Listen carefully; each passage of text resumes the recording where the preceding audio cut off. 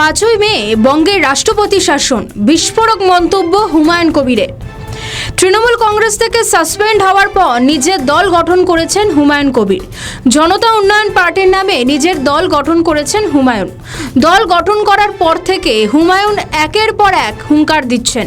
তিনি বলেছেন 5ই মে বঙ্গের রাষ্ট্রপতি শাসন জারি হতে পারে।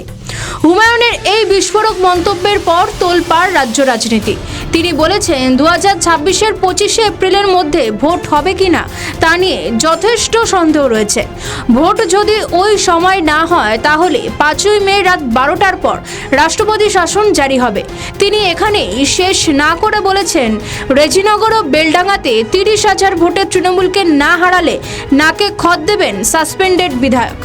যে দলে তিনি এতদিন ছিলেন অর্থাৎ তৃণমূল কংগ্রেসকে তোপ দেগে তিনি বলেন বর্তমান সরকার দুর্নীতিতে ডুবে গিয়েছে। জনতা চায় সরকারের পরিবর্তন হোক।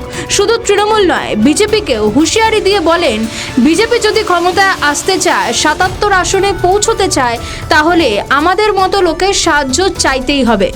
ধর্মনিরপেক্ষ দলগুলি একত্রিত হয়ে বিজেপিকেও আসতে দেব না। তিনি আরও বলেছেন দুর্নীতিযুক্ত তৃণমূলকে চতুর্থবারের জন্য রাজ্যে ক্ষমতায় আসতে দেব না। অন্যদিকে রাজ্য সরকারের তরফ থেকে এই ধরনের মন্তব্যকে সম্পূর্ণ ভিত্তিহীন বলে দাবি করা হয়েছে।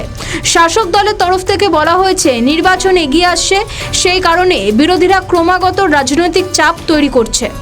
রাষ্ট্রপতি শাসন নিয়ে আবারও শুরু হয়েছে রাজনৈতিক চর্চা। আমাদের ভিডিও ভালো লাগলে লাইক ও শেয়ার করুন, কমেন্ট সেকশনে আপনাদের মতামত জানান। আরও ভিডিও পেতে আমাদের চ্যানেলটিকে সাবস্ক্রাইব করুন এবং প্রতি মুহূর্তে খবরের আপডেট পেতে প্রেস করুন বেল আইকন।